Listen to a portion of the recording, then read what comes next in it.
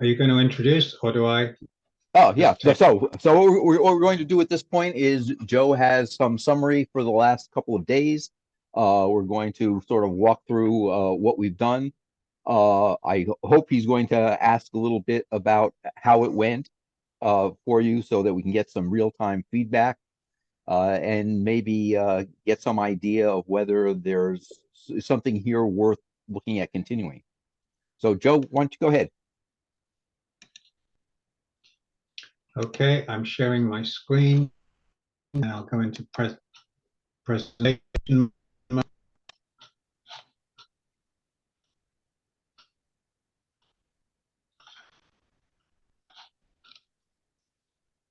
So far, it's a black screen. Ah, there we go. I'll edit this bit out probably. Yep, we're good. So welcome to session 9. As the summit has been going through, I have been picking out points that I found interesting. And one of the things I talk about in my classes is different people find different things interesting or different meanings in messages. So this is what I found in the session. Session 0 was the reference session that covered some of the topics we mentioned in this summit, but also was designed to give people for how the summit would work. It covered reductionism. It covered the two major misconceptions of systems thinking. I thought I fixed that. Two misconceptions of systems thinking exposed. Reductionism doesn't work. You need to use systems thinking instead. And open and closed systems are different types of systems. And it introduced the updated systems approach. Benjamin pointed out in the chat that experts know those misconceptions. And I agree with him. Experts know the misconceptions, but beginners don't. And that was one of the reasons for holding this summit in the first place. So in session 1, we had the welcome and the introduction, and Bruce talked about his perspective of systems thinking from the perspective of systems engineering. And I discussed a little bit about my problem of solving the problem of how to teach people how to apply systems thinking, and went through the confusion that I found when I was first looking at systems thinking, and how I made sense of the confusion.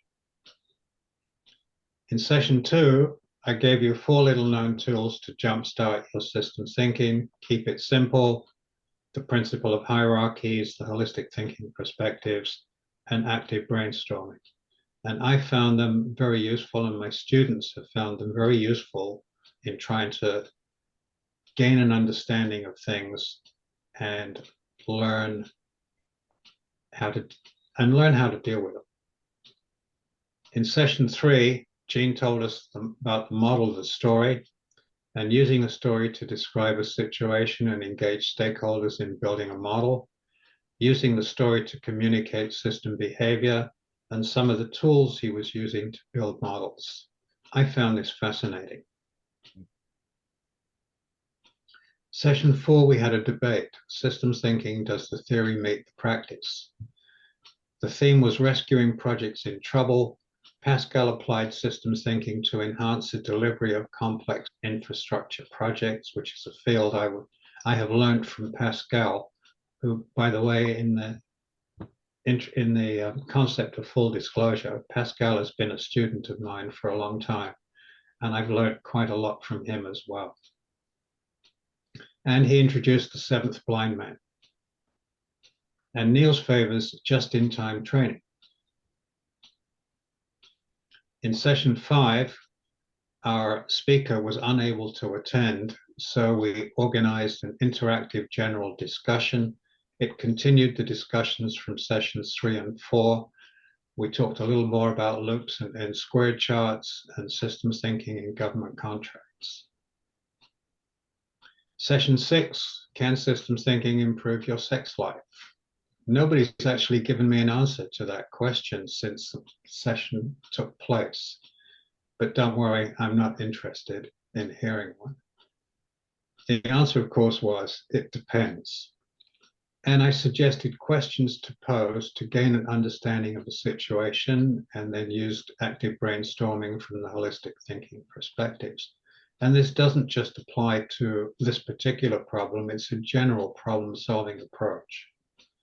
And discussed interface optimization, research, prototyping, and modeling, and introduced the problem formulation template, which I teach my students to help them think through the problem and the solution. And of course, working back from the answer. In session 7 this morning, systems thinking, building insight and transformation at least 3 times over. I found this really interesting because I learned an awful lot, or at least I realized that there was an awful lot I didn't know. Lots of information, talked about communities of practice and inquiry, lots of links to useful information, and we'll try and put them into the session on the website sometime in the next week or so. And quite a few lessons learned that I found interesting. And I really liked his virtual corporation consulting organization, which was the topic of my doctoral dissertation 25 years ago. In session 8, we just finished, Bruce talked about which systems thinking training course is best for you. Set a baseline. He talked about setting a baseline, and then he talked about the history and mentioned that systems thinking is a modern concept. And I think we changed that to people have been doing systems thinking for an awful lot of time. They just haven't called it systems thinking. They just did it. And he discussed the topics for the course, but didn't really say where they came from. And we discussed that too. And he talked about the different types of courses and structured decision making, which to me is the standard problem solving process. Bruce and I discussed that offline, and he referred to that discussion in the discussion on his presentation. And so now I have some questions for you. You've learned about systems thinking, and so are you satisfied with your systems thinking abilities? What's the cost of not improving on you, on your family? And it's not only the financial cost. These are things to think about in the next few days. Where would you like to be in a year or so?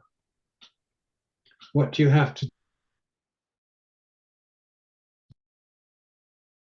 do to get there? That was my question. What knowledge would you need? And then think about how are you going to get there?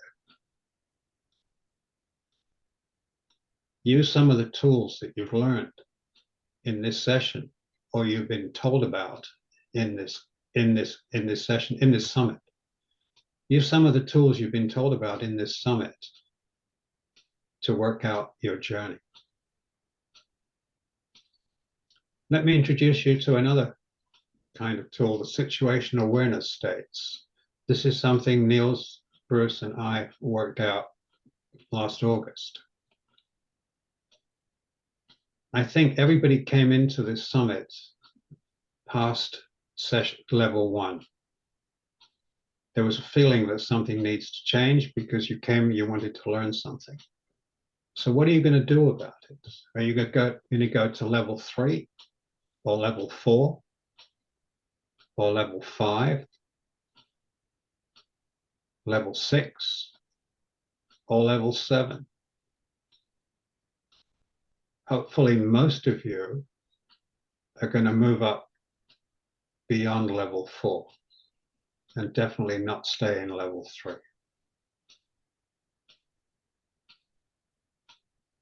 So what's next?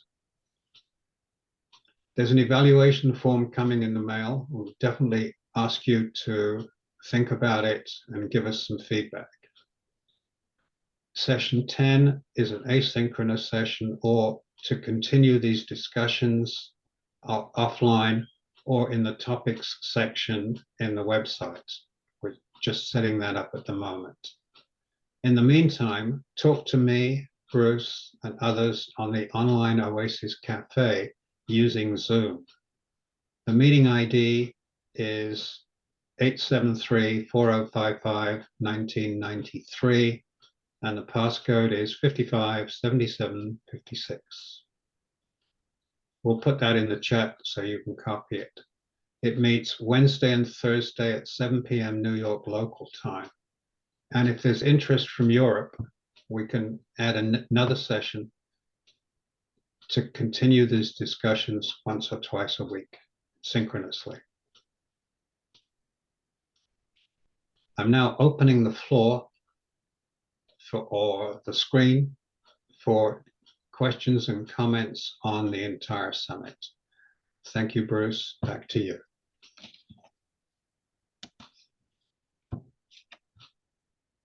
I have my mute on. So I have one question. You showed the 7 levels of that we had talked about last August, and the only question I have is, this is one topic that I'm interested in. What happens when we just decide that it's not a topic? I guess that's just learning to live with it. In that it may not be something I decide to pursue because there are other things.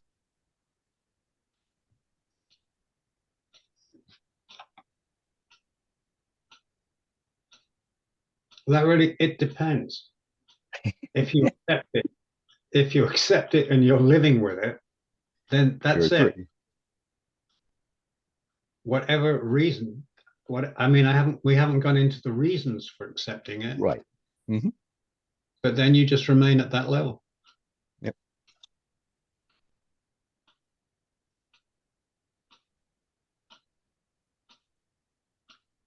Nobody wants to say anything about the seminar?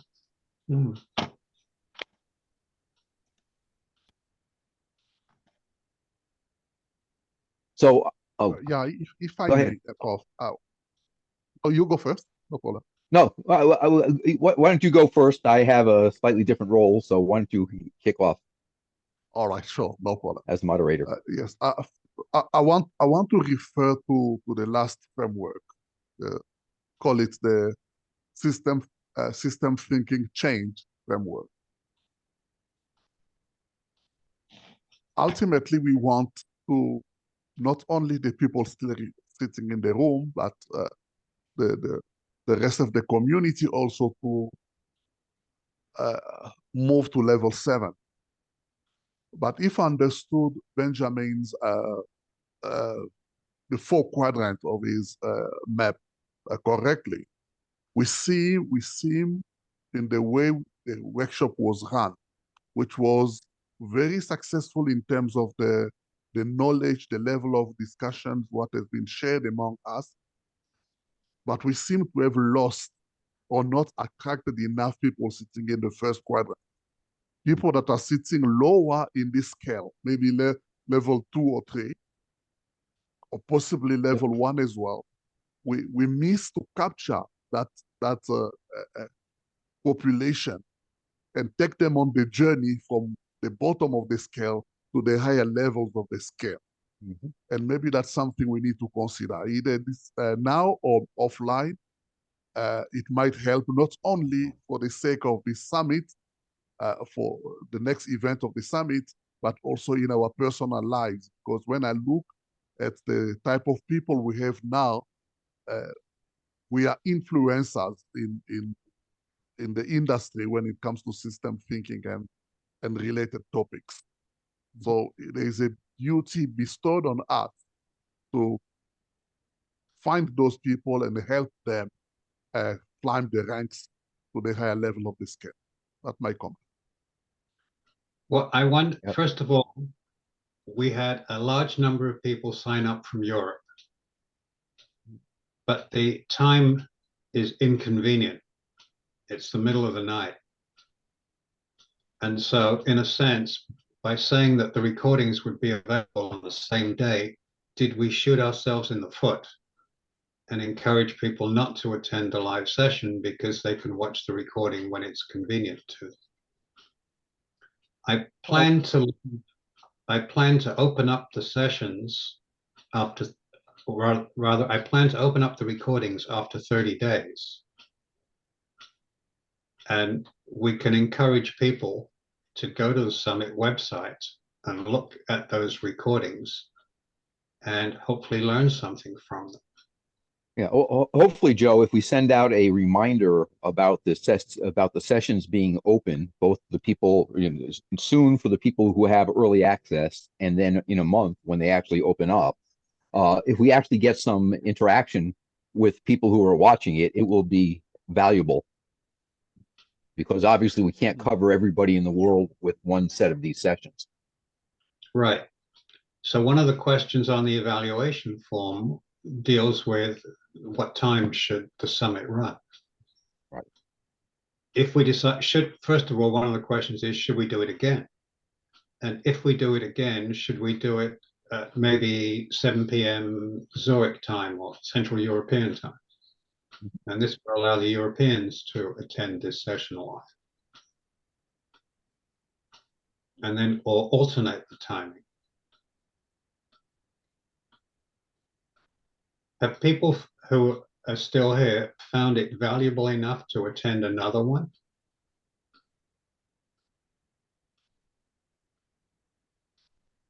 Is that not a non-brainer? I think we from our background and from the excitement that we brought into the process and for what we have also learned from one another, there's been a tremendous degree of cross-pollination over the last 3 days. We will, it's more likely that the bulk of us, I can see someone posting, it depends. Yes, but it's more likely the most of us will still would like to keep attending. But my heart is still with the people lingering at the lower rank that we need to bring to the party. How do we hook them in? Well, I I think might I not think have it the might. answer, but it sits in my heart. Well, it might be Carry useful on, to Ross. actually it might be useful to actually say that we have an entry level session or an introductory session. Because one of the things I think I find is that if you drop somebody into like Ben's session, that's really sort of high level. And it can be difficult for someone to figure out, how does that react, how does that impact me when I'm just starting to try to figure out what to do. So that I think we may need to focus a little differently on maybe not for the whole summit, but maybe one session a day that's really focused on somebody with less experience, and make sure that we're Yes. helping them climb that ladder.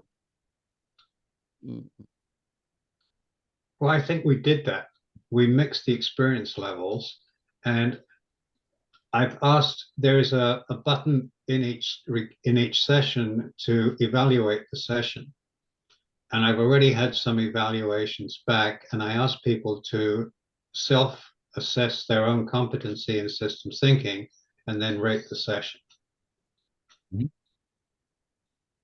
And I will be publishing those ratings in the sessions as time goes by. Actually, I'll put them on the schedule sheet, and then people who are new, who are coming in there, can look at this session and self-assess their position and say, I'm a beginner. All the beginners who've seen this said it was too complex, too hard, Mhm. or something like that. So they can skip it and first deal with the sessions they like. Yes, Prof. I think that's analysis, especially if you run some kind of correlation between the level of maturity and the complexity of the presentation. It might tell us where we missed something.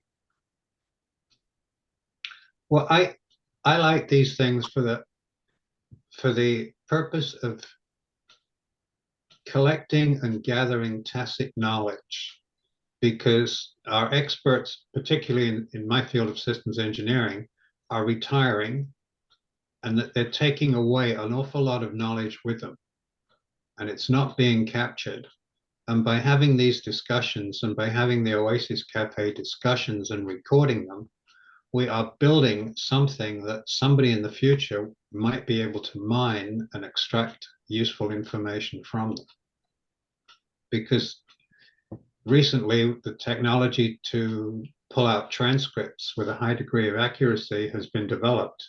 And so somebody could go through all the recordings and take out the transcripts and then do keyword searches and sort information out in some way that would be able to build some kind of expert system out of it.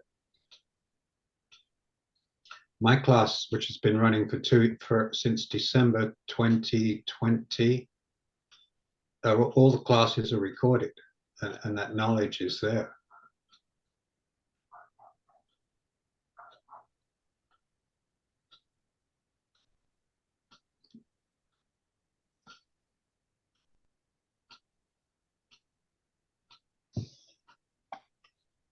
Maybe you can ask a question.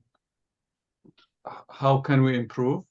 If you think there is, like, you're happy with the level we have, do you have an extra idea or something you could suggest that we could use, we haven't thought of or used, that is good for practice and, you know, theory and practice or industry? I found putting this together a lot of fun, and I learned a lot. And I've taken part in amateur dramatics, and I usually find the rehearsals a lot more fun than the actual presentation. And so what I got out of this was putting the thing together, doing the research for the presentations, and then coming here and listening and learning and being exposed to a lot of things I probably wouldn't have found out about in any other way.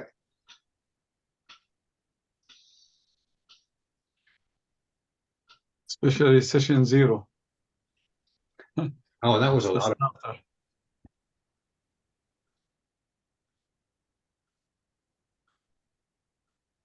But Joe, how do you characterize your experience level and interest level as it might relate to someone who's starting out trying to figure out if they're interested? We're at different ends of the continuum. Right, yeah. So what is it that they would have seen that was as compelling as what you saw? I guess becomes the question. I don't know. That's what the evaluation forms are for. Mm-hmm. And I've had 3 back, and one person is very detailed on what he's saying. Mm-hmm. What is he saying? Oh dear. I'm not sure I can do this because I'm recording the session and I need to open up my emails to do this. Did you forward that, Joe? Not all of them. Oh, okay. I could open that. Here's session 4 evaluation. I rate this session as really good. My level of expertise in systems thinking is none. What I like most about the situation is I learned that a project is like a ship, and that when bringing systems thinking into a suffering project, it is better to slowly steer her into the right direction rather than to stop all momentum and change directions. Additionally, to bring effective change, communicate skills and leadership skills are critical for applying the tools and methods. Criticizing others or exploiting weaknesses is a non-effective method to bring change. The thing I liked most was when the presenters brought communications and leadership into the conversation. Systems thinking plus these other crucial areas together make a powerful combination. And then what I liked the least about the session is twice as long. Well, I'm not from an engineering community and I do not have any years working on projects, so humbly I can only speak from an outsider looking into this community. So please excuse my ignorance, I may be wrong, but at times I got the impression that the opposing parties were quick to answer positive questions, but had not first understood the question. In my perception, this occurred many times between multiple parties in this session. What I would have liked to have seen was anyone demonstrating, verifying understanding of the question before answering the question. I suppose he's asking for active listening, but rather answers or statements were made prematurely and the question had to be asked again multiple times and or rephrased multiple times. I think when I know the time is fixed, say 45 minutes, and I know how I have an opposing presentation, my goal is to gain an understanding of the other person's perception so I can gain perspective. Person A presents a question, person B verifies, demonstrates an understanding of question. Person A validates or reiterates, person B then proceeds to answer the question, then switch roles. Otherwise, we spend more time answering questions or thinking about our next answers, rather than listening to understand the opposing perspective and ask more info to fill gaps before creating an answer.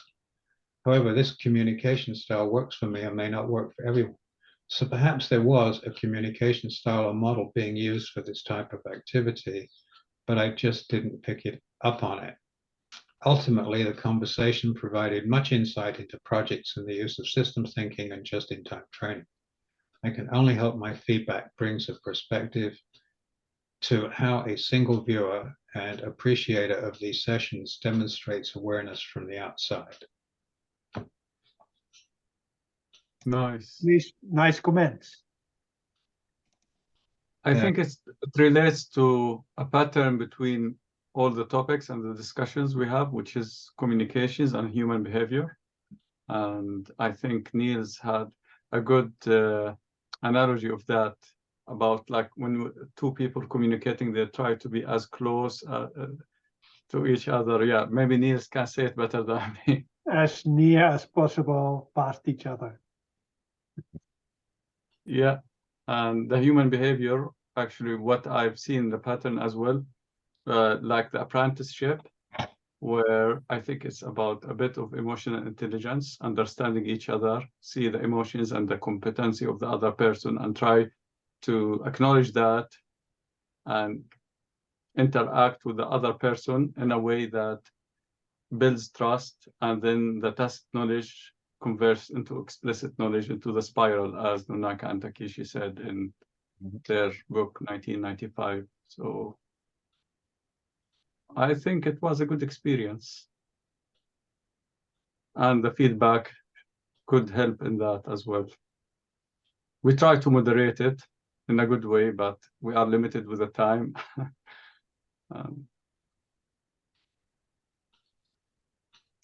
And I have same person rated session 5, which was the interactive session.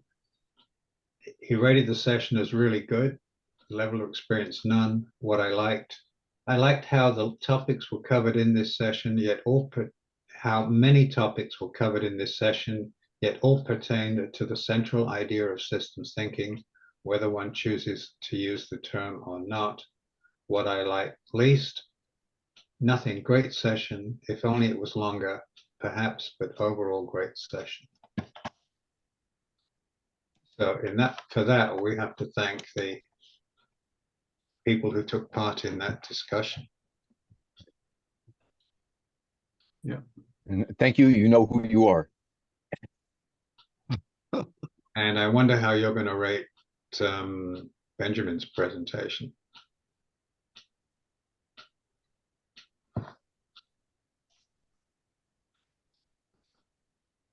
Are we done?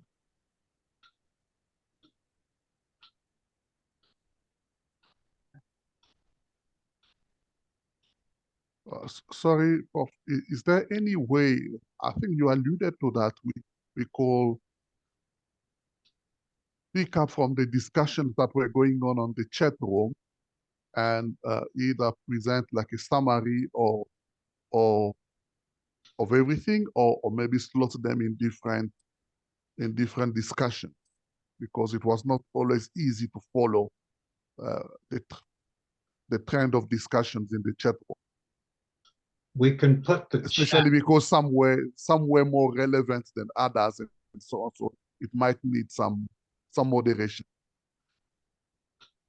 we could put the chat into the session pages below the video. As is or as moderated? As is. Okay. Thanks, Gene. Gene commented, it's marvelous. He'll be back, but he's not in a position to talk. Mhm. He didn't actually Yep. say that, but he wrote that earlier. Earlier. Yep.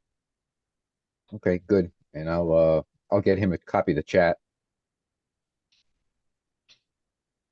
We'll discuss how we treat the chat, whether we extract the links or whether we post the entire chat.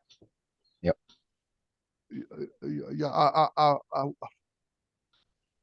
I'm proposing a moderated version because some of the comments were just for fun and things like that. Whether we want to keep it uncut or we want to sanitize it, up to you. Are you volunteering to do it? Uh, I'll leave that to the committee. If you're volunteering to do it, you've got the job. No, comrade, I'll pass that one. Mhm. I'll leave it to the committee. Okay, thank you. Okay, in that case, I suggest we end the summit, and I'll stop the recording now.